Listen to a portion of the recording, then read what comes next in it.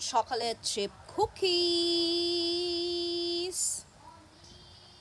Gagawa tayo ng chocolate chip cookies.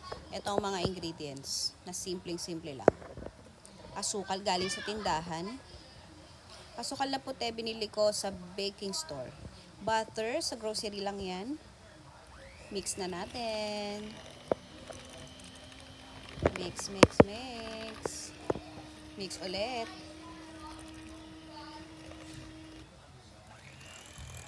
Mix pa din.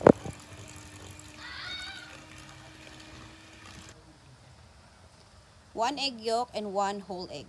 Galing sa tindahan. Siyempre, yung flour ko galing sa baking store.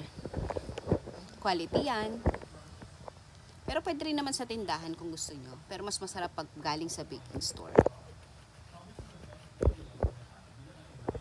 Yan. Isisip nyo siya para walang lumps. Mix ulit. Then, dapang mayaman na chocolate chips. Napakamahal niya.